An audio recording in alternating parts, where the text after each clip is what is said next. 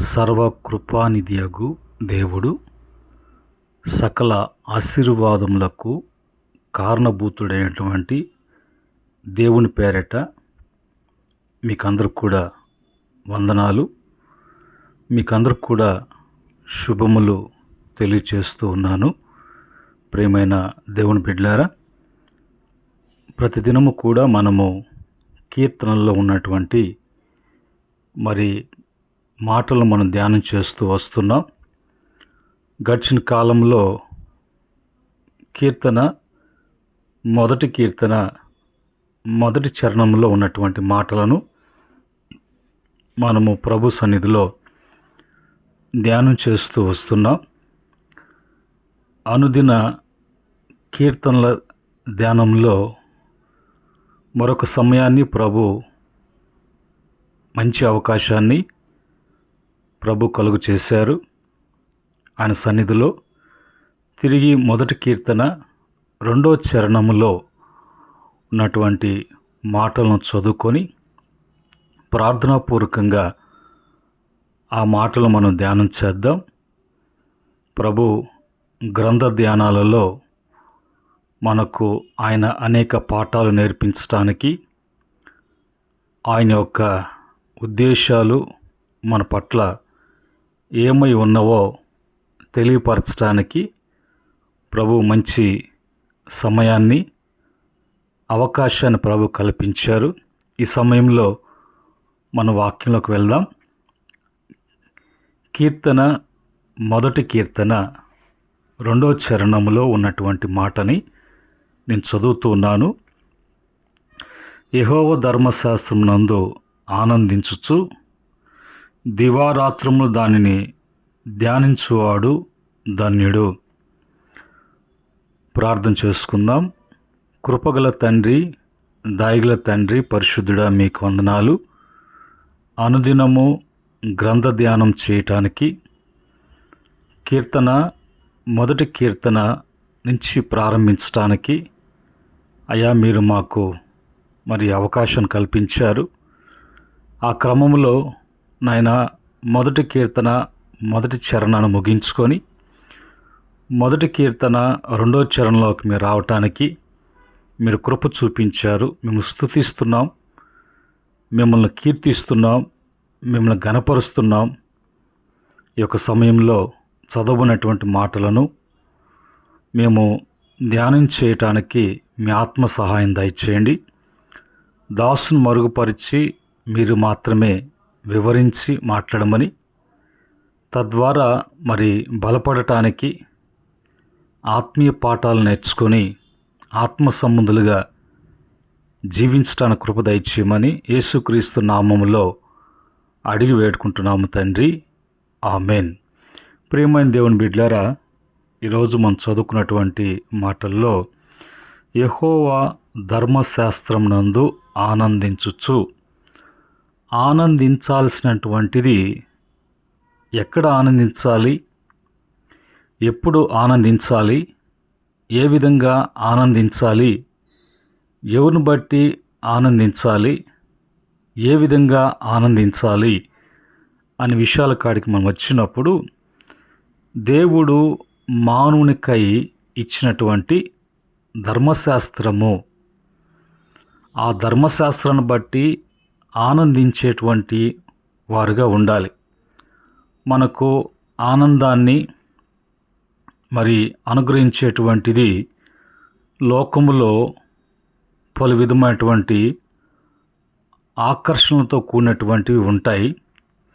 కానీ అందులో ఆనందము దొరుకుతుందని, సంతోషించగలమని పరుగులు తీస్తున్నటువంటి మానవుడు అందులోకి వెళ్ళిన తర్వాత అర్థమవుతుంది అది ఎలాంటి ఆనందమో. ఆ ఆనందాన్ని కోరుకుని వెళ్ళి ఏ విధంగా నష్టపోయినట్లుగా, అందును బట్టి కష్టపడుతున్నట్లుగా వాళ్ళకి అందులోకి వెళ్ళిన తర్వాత తెలుస్తుంది. అంత పోగొట్టుకున్న తర్వాత, అంత పాడు చేసుకున్న తర్వాత జీవితంలో ఇంకా అన్ని విధాలుగా నష్టపడిన తర్వాత అర్థమవుతుంది ఆ ఆనందం ఏంటో, అలాగెందుకు ఆనందించానబ్బా, అది ఎందుకు కోరుకున్నాను అనేది అప్పుడు అర్థమవుతుంది. అయితే దేవుడు మానవునికై అనుగ్రహించినటువంటి యెహోవా ధర్మశాస్త్రమునందు ఆనందించేటువంటి వారుగా ఉన్నప్పుడు, ఈ ఆనందము దేవుని వలన, దేవుని యొక్క ధర్మశాస్త్రం వలన అనుగ్రహించేటువంటిది కాబట్టి అది శాశ్వతంగా ఉంటుంది. కనుక ఆనందాన్ని తీసివేయటానికి ఎవరికి కూడా అధికారం లేదు. ఆ ఆనందంని చెడగొట్టడానికి, దూరం చేయటానికి ఎవరికి అధికారము లేదు. రెండో మాట, దాన్ని దివారాత్రములు దాన్ని ధ్యానించువారు ధన్యులు. ఆ ఇచ్చినటువంటి ధర్మశాస్త్రములో ఉన్నటువంటి ఆయన మాటలను దివారాత్రములు ధ్యానించేటువంటి వారుగా, అది మర్చిపోకుండా పదే పదే జ్ఞాపకము తెచ్చుకునేటువంటి వారుగా ఉన్నప్పుడు, అలాగా జ్ఞాపకం తెచ్చుకుంటూ పదే పదే గుర్తు చేసుకున్నటువంటి ఆ ధ్యాన అనుభవంలోకి వెళ్ళినప్పుడు వాళ్ళు ధన్యజీవులుగా ఉంటారు.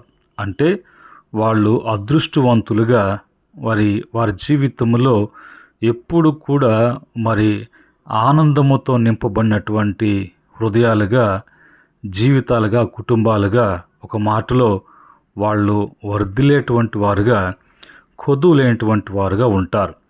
ఈరోజు ఈ యొక్క 2 మాటల నుంచి ఒక మాటను మనం తీసుకొని ప్రభు సన్నిధిలో కొన్ని విషయాలు మనము తెలుసుకుందాం. వాక్యాన్ని బట్టి యెహోవా ధర్మశాస్త్రమునందు ఆనందించుచు అనే మాట గురించి, దేవుడు యెహోవా అనగా దేవుడు, ఆయన యొక్క ధర్మశాస్త్రము అనేది ఎప్పుడు ఇవ్వబడింది, అది ఎవరి వలన ఇవ్వబడినది, ఆ ధర్మశాస్త్రము ఎవరి చేత రాయబడి ఉన్నది అని మనం చూసినప్పుడు, పాత నిబంధన కాలములో భక్తుడైనటువంటి మోషే ద్వారా తన ప్రజలకు ధర్మశాస్త్రాన్ని ఇవ్వటము అనేది ప్రభు ప్రారంభించారు.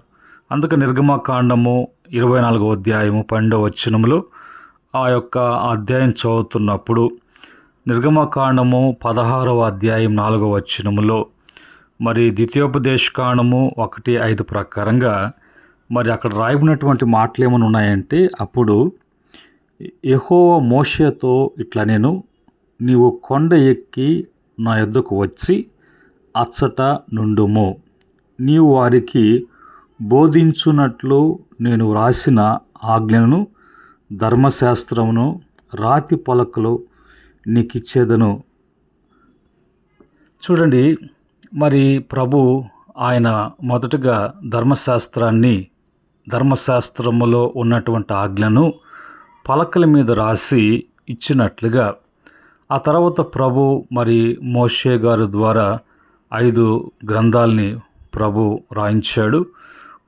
ప్రతి దాంట్లో కూడా ప్రభు ఆయన యొక్క ఆజ్ఞలు, కట్టడలు, తన ప్రజలు ఏ విధంగా నడుచుకోవాలి, ఎలాంటి క్రమము, పద్ధతి అనేది అన్నీ కూడా ప్రభు వ్రాయించి ఇచ్చినటువంటి ధర్మశాస్త్రాన్ని, అది మానవునికై ఇచ్చినటువంటిది.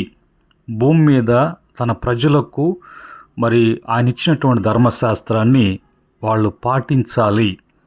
తూచా తప్పకుండా పాటించినప్పుడు అందులో ఉన్నటువంటి మాటలను బట్టి, ఆజ్ఞలను బట్టి, కట్టలను బట్టి, విధులను బట్టి నడుచుకుంటూ ఉన్నప్పుడు మానవుడి జీవితంలో వారు సరైనటువంటి మార్గములో, సరైనటువంటి పద్ధతిలో, సరైనటువంటి క్రమములో వాళ్ళు ఉండగలరు, జీవించగలరు, వాళ్ళు సుఖపడగలరు అని ప్రభు మానవునికై ఇవ్వబడినటువంటి ధర్మశాస్త్రం. అందుకని మొదటి రాజు గ్రంథము 2వ అధ్యాయము 3వ వచనములో, నీ దేవుడైన యెహోవా అప్పగించిన దాన్ని కాపాడి ఆయన మార్గములను అనుసరించిన ఎడల నీవు ఏ పని పూనుకొనినను, ఎక్కడ తిరిగినను అన్నిటిలో వివేకముగా నడుచుకుందు. మోషే ధర్మశాస్త్రములో వ్రాయబడి ఉన్న దేవుని కట్టడలను, ఆయన నియమించిన ధర్మమంతటిని ఆయన న్యాయ విధులను శాసనములను గైకొనము. అలాగా గైకున్నప్పుడు వివేకము కలిగి ఎక్కడ తిరిగినా ఏమి చేసినా ఏ పని పూనుకొనినా నీకు అక్కడ నష్టపోవటము, నువ్వు మోసగించబడము, నీకు మరి ఆ పరిస్థితుల ప్రభావము నీకు మరి అనుకూలంగా లేకుండా ప్రతికూలంగా మారకుండా ఉండాలి అని అంటే, ఒకవేళ అలాంటి పరిస్థితుల్లో కూడా వివేకం కలిగి నడుచుకోవటానికి మోషే ద్వారా ఇవ్వబడినటువంటి ధర్మశాస్త్రంలో ఉన్నటువంటి ఆ యొక్క మరి కట్టడలను, వాటి యొక్క నియమములను నీవు మరి ఆ న్యాయ విధులను మరి శాసనములను గైకునేటట్లుగా ఉన్నప్పుడే నీవు ఏమి చేసినా, ఏమి చేయాలని పూనుకున్నా అన్నిట్లో కూడా వివేకం కలిగి జాగ్రత్తగా నడుచుకోగలవు. దేవుని యొక్క మరి ధర్మశాస్త్రాన్ని గురించి బైబిల్లో కీర్తనాకారుడు ఏమని చెప్తున్నాడంటే, కీర్తన 19వ కీర్తన 7వ చరణంలో, యెహోవా నియమించిన ధర్మశాస్త్రము యథార్థమైనది, అది ప్రాణమును తెప్పరిల్ల చేయును. యెహోవా శాసనము నమ్మదగినది, అది బుద్ధిహీనులకు జ్ఞానమును పుట్టించును. చూడండి, ఎంత ప్రయోజనకరమైనటువంటిది ప్రభు తన బిడ్డలకు ఇస్తాడు. ప్రభు ఇచ్చిన దాంట్లో ఏదైనా కూడా అది శ్రేష్టకరమైనటువంటిదిగా ఉంటుంది. మనిషిలో ఏమి కావాలని కోరుకుంటాడో, ఏ విధంగా ఉండాలనుకుంటాడో వాటన్నిటికి కూడా సరిపోయేటట్లుగా, సరిదిద్దుకునేటట్లుగా అవి ఉండేటట్లుగా ప్రభు ఇస్తాడు.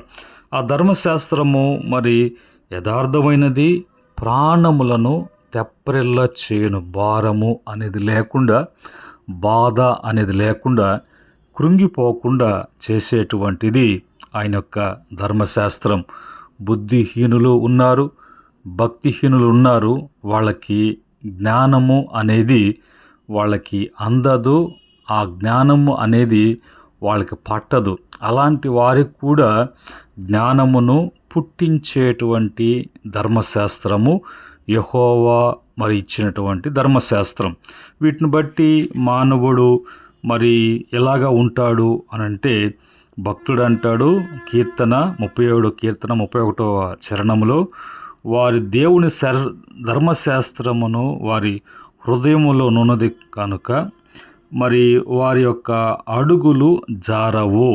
దేవుని ధర్మశాస్త్రము వాళ్ళ హృదయంలో ఉన్నాయి కాబట్టి అడుగులు జారటానికి, వాళ్ళు జారి పడటానికి, ఇలాంటి పడిపోవటానికి, తూలిపోవటానికి ఇలాంటి ఆస్కారం లేనటువంటి ఆ యొక్క ధర్మశాస్త్రాన్ని ఇచ్చినట్లుగా ఇక్కడ మరి కీర్తన 40 కీర్తన 8వ చరణంలో, నా దేవా నీ చిత్తము నెరవేర్చుట నాకు సంతోషము, నీ ధర్మశాస్త్రము నా అంతరంగములో ఉన్నది కనుక నీ చిత్తాన్ని నెరవేర్చటానికి నా హృదయంలో ఉన్నటువంటి, నా అంతరంగంలో ఉన్నటువంటి ధర్మశాస్త్రము, నా హృదయంలో ఉంచుకున్నటువంటి నీ ధర్మశాస్త్రాన్ని బట్టి నేను ఇప్పుడు నీ చిత్తము ఏంటో, నీ చిత్తమును ప్రకారంగా ఎలాగ నడుచుకోవాలో, నీ చిత్తము ఏ విధంగా చేయాలో అనేది ఇప్పుడు నాకు తెలుస్తూ ఉన్నది అన్నట్టుగా.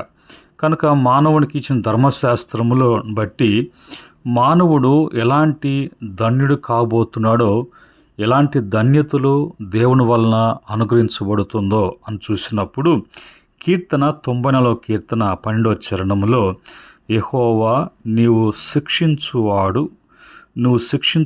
నీ ధర్మశాస్త్రమును బట్టి నువ్వు బోధించువాడు ధన్యుడు. చూసారా, ఆ యొక్క ధర్మశాస్త్రములు శిక్షణతో కూడినటువంటిదిగా ఉన్నది. అందును బట్టి ఆ యొక్క శిక్షణతో కూడినటువంటి ఆ ధర్మశాస్త్రము, ఆ విధముగా బోధించబడినటువంటి బోధ ఒకరిని నాశనము చేయదు, కానీ ఒకరిని అన్నిటికి కూడా యోగ్యునిగా, అర్హునిగా, ప్రభు యొక్క ప్రతి ఒక్క మేలుకి వాడు పాత్రుడుగా ఉండటానికి అది మరి దారి చూపిస్తుంది అన్నట్లుగా. 119వ కీర్తన 72వ మరి చరణంలో, వేల కొలది వెండి బంగారములు కంటే నీవిచ్చిన ధర్మశాస్త్రము నాకు మేలు. ఇవన్నీ కూడా నాకు మరి వెండి బంగారము అనేది మరి నాకు ఏ విధమైనా సరే మేలు చేసేవి కాదు, కానీ నాకు మేలు చేసేది ఏంటంటే మరి వాటన్నిటికి మించినటువంటి నీ ధర్మశాస్త్రము నాకు మేలు చేస్తుంది. కనుక ఈరోజు ధర్మశాస్త్రము, యెహోవా ధర్మశాస్త్రము, యెహోవా ఇచ్చిన ధర్మశాస్త్రము, యెహోవా మానవునికి ఇచ్చిన ధర్మశాస్త్రాన్ని బట్టి మానవుడు వివేకం కలిగి నడుచుకుంటాడు. అన్ని విషయములలో మానవుడు మరి జ్ఞానము కలిగినటువంటి వాడు ఉంటాడు. మానవుని యొక్క మరి అడుగులు జారవు.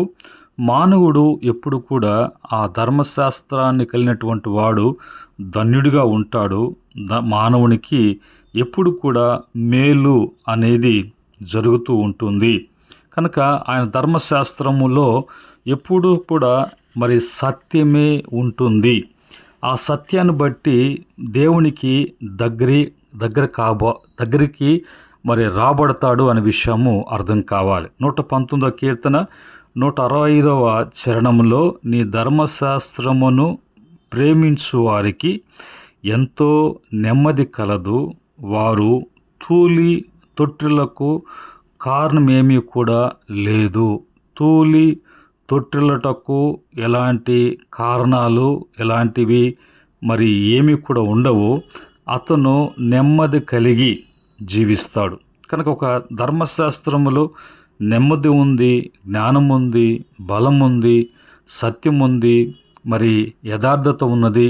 వీటన్నిటిని బట్టి మానవుడు ఎంతగా ఎంతగా ఎంతగా ఎంతగా పరిశుద్ధపరచబడినటువంటి వాడుగా మరి ఇంకొక మాట కానీ చూసినప్పుడు దేవుని యొక్క వాక్యములో మరి రోమా పత్రిక 2వ అధ్యాయం 13వ వచనములో ధర్మశాస్త్ర వినువారు దేవుని దృష్టికి నీతిమంతులు కాదు, కానీ ధర్మశాస్త్రం అనుసరించి ప్రవర్తించువారే నీతిమంతులుగా ఎంచబడుదురు.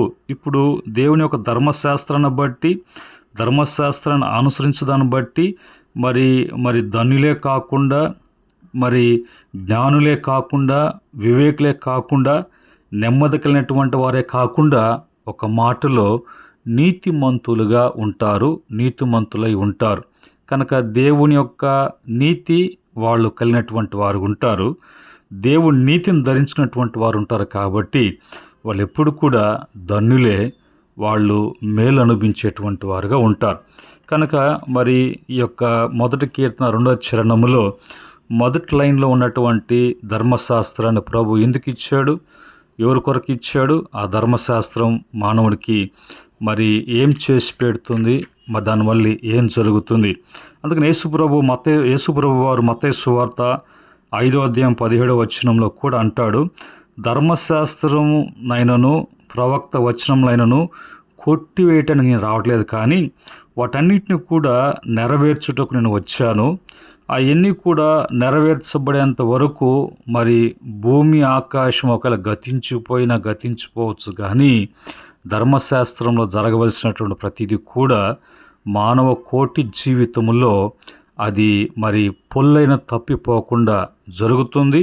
ఆ విధంగా జరగాలి. జరిగిన మీదటనే మానవుని యొక్క మరి అందులో ఉన్నటువంటి బ్లెస్సింగ్స్ ఏంటో, అందులో ఉన్నటువంటి దేవుని యొక్క దీవెనలు ఏంటో అనేది మానవుడు మరి రుచి చూస్తాడు, కలిగి ఉంటాడు, అనుభవిస్తాడు అనే విషయాల్లో కూడా వర్ధిల్లుతారు. ఈ మాటలను బట్టి ప్రియమైనటువంటి దేవుని బిడ్డలారా, ప్రియమైనటువంటి సహోదరి సహోదరులారా, ఈరోజు యెహోవా ధర్మశాస్త్రము, దేవుని యొక్క ధర్మశాస్త్రము మానవునికి ఇవ్వటంలో ఉన్నటువంటి ఉద్దేశం ఏమిటి, ఆ ధర్మశాస్త్రం చదవటములో, ఆ ధర్మశాస్త్రం అటువంటి ఆజ్ఞలను కట్టడలను పఠించటములో, అన్వయించుకొని అనుసరించటములో ఉన్నటువంటి మరి భాగ్యం ఎంత గొప్పదో అని వాక్యాన్ని బట్టి మనం గ్రహించాం. ఇటు స్థితి, ఇటు యొక్క మరి ధర్మశాస్త్రం ప్రతి ఆశీర్వాదము మీరందరూ కూడా కలిగి ఉండునుగాక. అట్టి స్థితి ప్రభు అనుగ్రహించునుగాక. ప్రార్థన చేసుకుందాం. ప్రేమగల తండ్రి, పరిశుద్ధుడా, మీకు వందనాలు. మీ యొక్క ధర్మశాస్త్రం ఉన్నటువంటి విషయాలు బయలుపరిచారు, తెలియచేశారు. బిడ్డల జీవితంలో అలాంటి మేలు అనుభవించడానికి పాత్రలుగా మార్చమని ఎవరు కూడా ధర్మశాస్త్రాన్ని విసర్జించినటువంటి వారుగా, లెక్కలేనటువంటి వారుగా, గ్రహింపులేనటువంటి వారుగా ఉండి నష్టపోకుండా బిడ్డల్ని కాచి కాపాడమని యేసుక్రీస్తు నామములో అడిగి వేడుకుంటున్నాము తండ్రి. ఆమేన్. పరమ తండ్రి దేవుని ప్రేమ, కృప, సమాధానం మీకును మీ కుటుంబాలకును కలిగిన యావత్తుకును సకల పరిశుద్ధులకును ఆయన దాసులకును సదా తోడై నడిపించునుగాక. ఆమేన్.